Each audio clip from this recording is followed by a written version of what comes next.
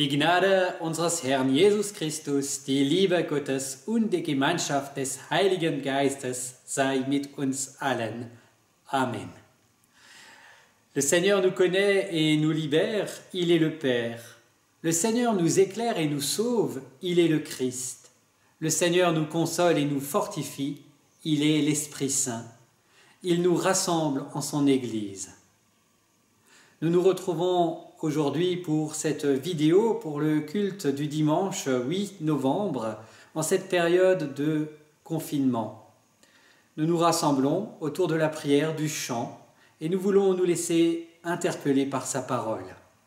Je vous invite à entrer dans cette célébration avec le premier chant, Herr Jesu Gnadensohn.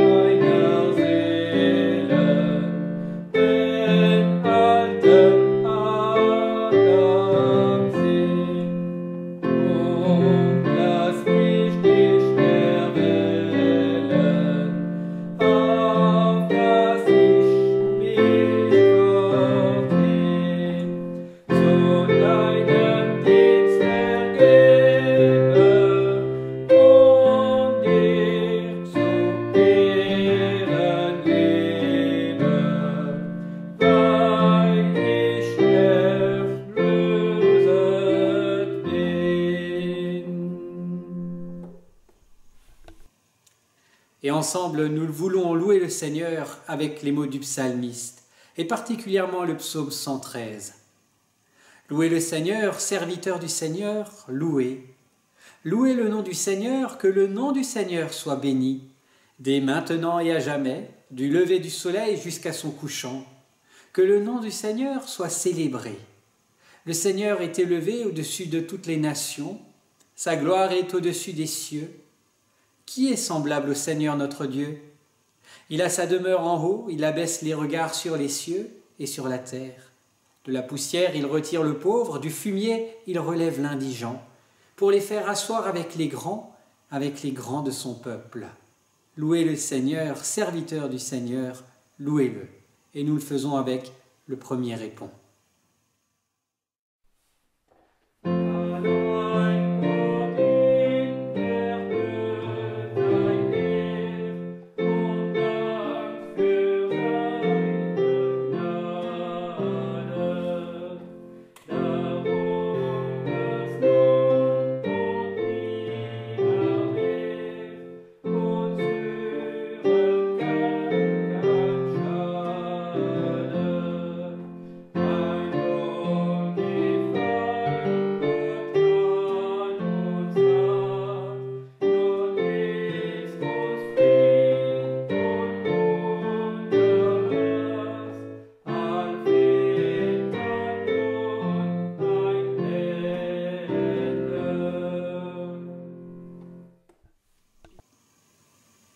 nous confessons notre péché. Barmherziger Gott, vor dir kann kein Mensch bestehen. Lasst uns nicht sehen auf das, was wir können und leisten, und nicht verzweifeln, weil wir so oft versagen, sondern lass uns darauf vertrauen, dass du uns liebst und annimmst aus lauter Güte. Das bitten wir um Jesu Christi willen, deines geliebten Sohnes, in dem uns deine Liebe begegnet, die von Anfang war und währt bis in Ewigkeit.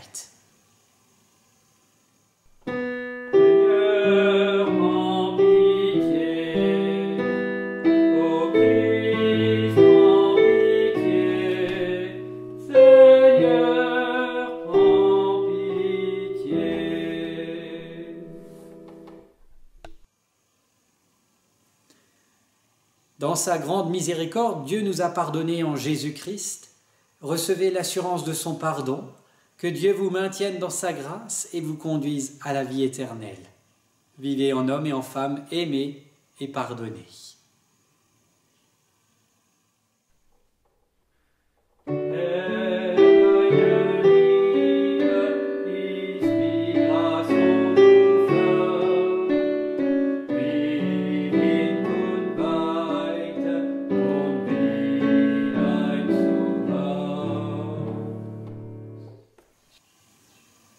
Ensemble nous prions. Dieu Tout-Puissant, notre Père, dans ta bonté insondable, tu nous accordes un pardon sans limite.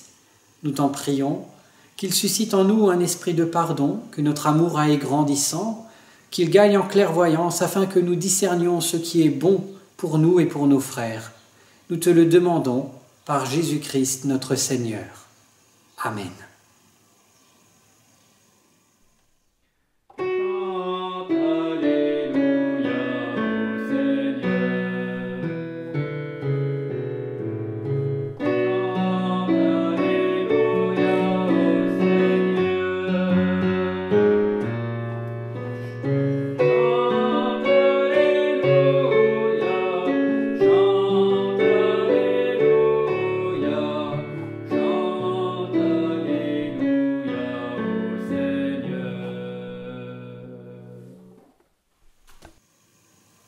Nous entendons aujourd'hui dans le livre du prophète Michée au chapitre 6, les versets 6 à 8.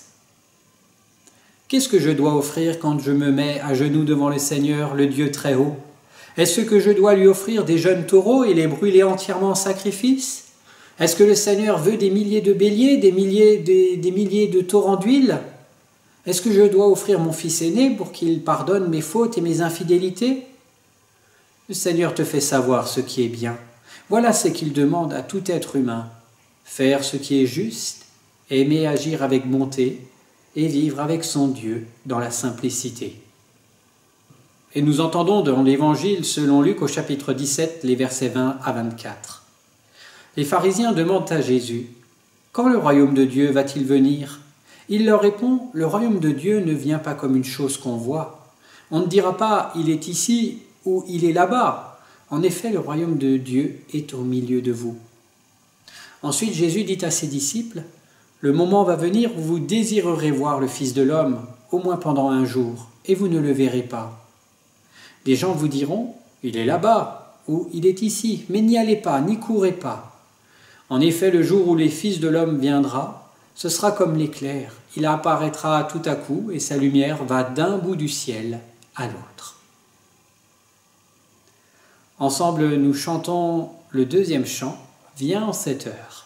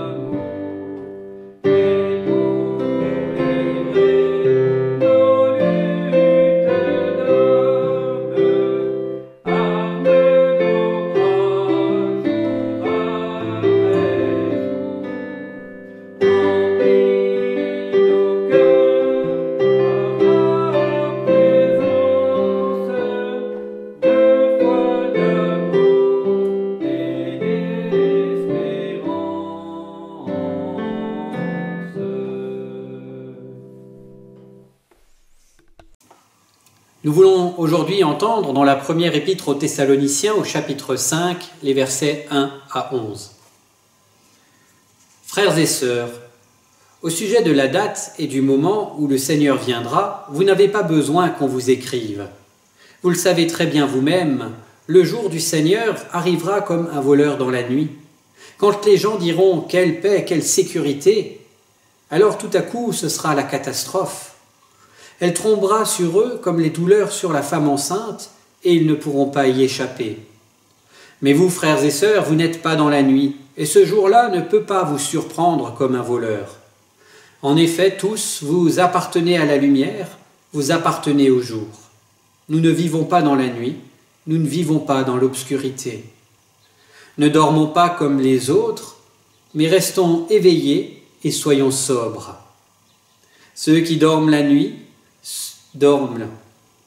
Ceux qui boivent trop, boivent la nuit. Mais nous, nous appartenons au jour, alors soyons sobres. Prenons la foi et l'amour comme vêtements de combat.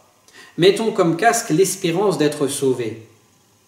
Dieu ne nous a pas appelés pour nous juger, mais pour que nous obtenions le salut par notre Seigneur Jésus-Christ. Jésus est mort pour nous, afin que, vivants ou morts, nous vivions unis à lui. Alors encouragez-vous les uns les autres et construisez la communauté comme vous le faites déjà. Sœurs et frères en Christ,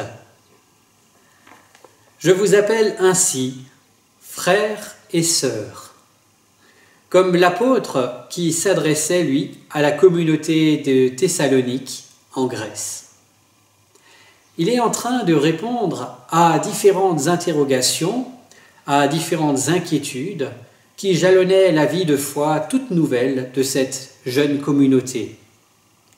Parmi ces questions, il y a celle de la venue du Seigneur, ou pour mieux dire, de son retour. En effet, les nouveaux chrétiens avaient reçu l'assurance du retour imminent du Christ, ainsi qu'il l'avait annoncé lui-même.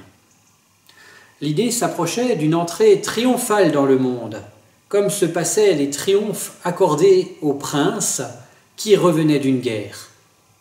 Auréolés de leur gloire, symbolisée chez les Romains par la couronne de laurier, celle-là même qui trône continuellement sur la tête de Jules César dans Astérix, ces princes traversaient la ville, montés sur leurs chars ou sur leurs montures, et se faisaient acclamer par la foule en délire, qui ne pouvait qu'admirer la superbe du vainqueur, oubliant un peu par là même qu'il n'y a de victoire que s'il y a aussi une défaite et beaucoup de casse au passage. Mais justement, les Thessaloniciens espéraient que le Christ soit vainqueur et qu'il y ait un vaincu. Ce vaincu n'est pas un homme, et ce n'est pas non plus un peuple ou une nation. Ce vaincu, c'est tout simplement tout ce qui empêche le royaume de Dieu de s'accomplir sur la terre. On pourrait alors dresser une liste longue comme un bras pour énumérer ce qui s'oppose au royaume de Dieu sur la terre. Pour n'en citer que quelques-uns, parlons de l'égoïsme, de la violence, du mensonge, de l'indifférence, de la méchanceté, de l'avarice, de la médisance, de l'autoritarisme, de l'arrivisme, de la paresse, de la malhonnêteté, de la diffamation, de la provocation, de l'agressivité, et ainsi de suite. Les Thessaloniciens, comme vous et comme moi, ne pouvaient constater que tous ces maux, et qu'ils étaient encore bien présents, et qu'il fallait encore se battre contre ces adversaires, souvent pernicieux, souvent inattendus. Tapis dans l'ombre, dans l'obscurité, ces problèmes viennent encore aujourd'hui nous empêcher d'être tout simplement dans un monde bon, beau, juste et heureux. On pourrait faire comme si de rien n'était.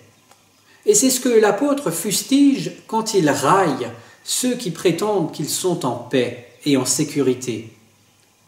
La tête dans le sable, on continue ses petites affaires en laissant le monde tourner.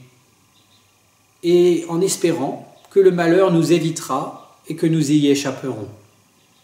C'est bien plus simple, mais nous savons que le fait de ne pas voir quelque chose ne l'empêche pas d'exister. L'apôtre suggère alors d'ouvrir les yeux, ou en tout cas de les garder bien ouverts.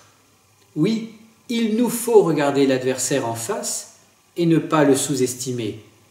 Il nous faut nous tenir en état d'éveil, attentifs à notre monde et à ceux qui le traversent. Mais il ne s'agit pas seulement d'être un spectateur attristé de tant de haine, de tant de mépris, de tant de choses négatives. L'apôtre va opposer au constat des ténèbres et des noirceurs une logique de la lumière. En effet, il nous encourage à illuminer notre monde là où il en a besoin. Il ne met pas dos à dos ceux qui sont dans les ténèbres et ceux qui sont dans la lumière. Il invite ceux qui sont dans la lumière à éclairer ceux qui vivent dans la nuit.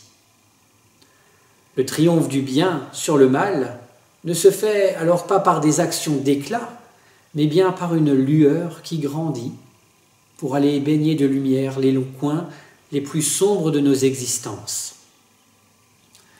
Pour éclairer un peu plus les Thessaloniciens sur le sujet, l'apôtre va rappeler que le Christ a triomphé du mal le plus grand qu'il soit, à savoir la mort. La mort ici est comprise comme l'absence de vie, comme l'absence de relation, tout particulièrement avec Dieu. À travers la mort et la résurrection du Christ, il y a l'affirmation que sa présence éclaire désormais les moindres recoins de la vie, même les plus sombres. Alors plutôt que d'attendre un hypothétique retour du Christ qui viendrait tout chambouler, l'apôtre invite les croyants à vivre cette réalité comme déjà acquise. La lumière, ils l'ont déjà, et ils sont invités à faire briller la foi, l'amour et l'espérance. Ce texte vient nous rencontrer aujourd'hui, en ce temps où nous traversons différents temps de crise. Nous pourrions nous aussi faire semblant que le mal n'existe pas, que tout va bien, et que l'on continuera à vivre comme si de rien n'était. Nous pourrions aussi faire partie de ceux qui opposent celles et ceux qui sont dans la lumière et qui ont raison, et ceux qui sont dans la nuit et qui ont tort. Nous pourrions être de ceux qui attendent que tout s'arrange d'un coup d'un seul. Nous pourrions enfin être de ceux qui restent les bras ballants et le regard triste devant tant de noirceur. Mais nous pouvons aussi être de celles et ceux qui s'engagent pour que notre monde soit plus lumineux, plus heureux, plus fraternel.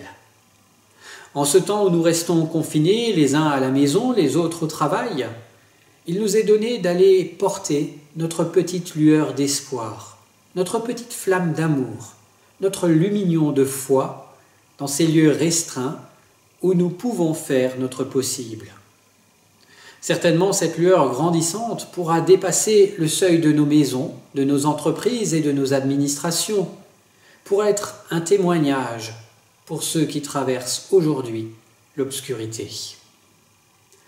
Je crois à la vertu des petites choses, des gestes simples et quotidiens, qui encouragent les uns et les autres pour que nos vies soient plus lumineuses. Il ne s'agit pas toujours de changer de grandes choses, juste ce qu'il faut, ce qui est à notre portée.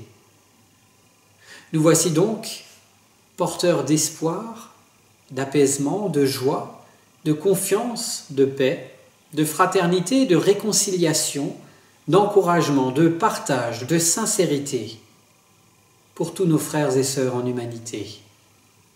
Ce sera là notre triomphe et notre fierté, notre couronne de laurier, qui ne sera pas comme un feu dévorant, mais comme une petite flamme qui illumine notre monde qui en a tant besoin.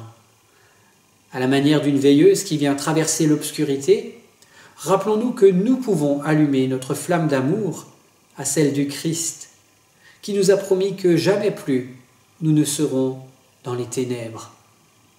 Je veux croire qu'aujourd'hui nous pouvons triompher de toutes ces noirceurs, de tout ce qui assombrit nos vies. À chacun de nous d'être un porteur de lumière, un porteur d'espérance, apporteur d'amour. Amen.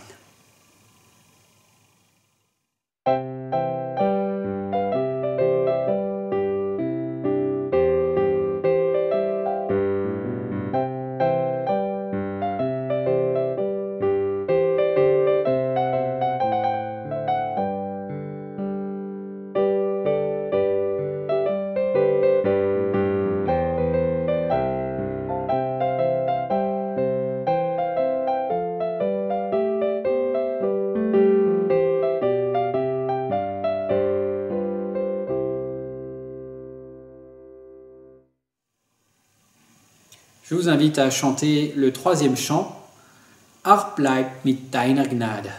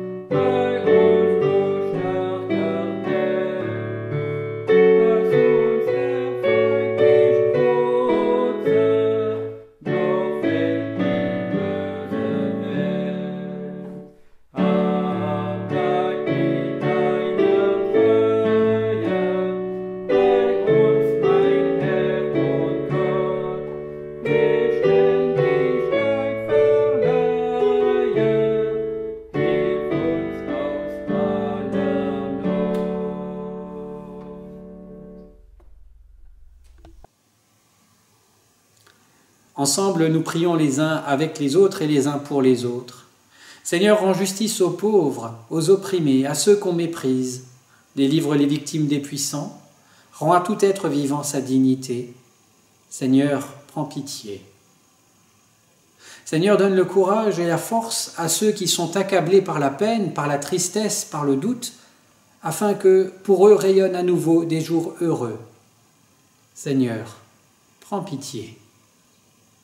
Seigneur, donne à ceux qui sont réfugiés, aux hommes et aux femmes d'autres langues et d'autres cultures, d'être accueillis, respectés, écoutés. Seigneur, prends pitié. Seigneur, donne à tous le pain et la paix, un toit et du travail, la possibilité de s'instruire et d'être informés honnêtement. Nous te disons, Seigneur, prends pitié. Seigneur, donne à chaque peuple de bénéficier du fruit de son travail et de pouvoir construire sa vie sociale dans la liberté et dans le droit. Fais naître dans nos villes et nos villages une vraie fraternité. Seigneur, prends pitié. Et ensemble, nous te disons, comme tu nous l'as appris, Notre Père qui es aux cieux, que ton nom soit sanctifié, que ton règne vienne, que ta volonté soit faite sur la terre comme au ciel. Donne-nous aujourd'hui notre pain de ce jour. Pardonne-nous nos offenses comme nous pardonnons aussi à ceux qui nous ont offensés. Et ne nous laisse pas entrer en tentation, mais délivre-nous du mal. Car c'est à toi qu'appartiennent le règne, la puissance et la gloire pour les siècles des siècles. Amen. Et je vous invite à chanter le 4e chant « Je me confie en toi ».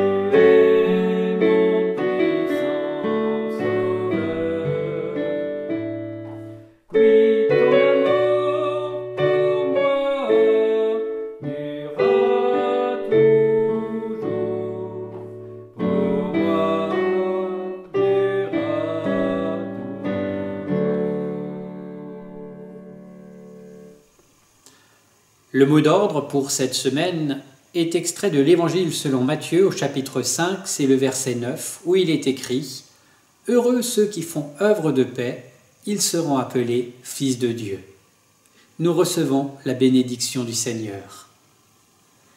Que la grâce de notre Seigneur Jésus-Christ, l'amour de Dieu le Père et la communion du Saint-Esprit soient avec vous. Que le Seigneur vous bénisse et vous garde aujourd'hui et pour toujours. Es segne und behüte euch der allmächtige Gott, Vater, Sohn und Heiligen Geist. Amen.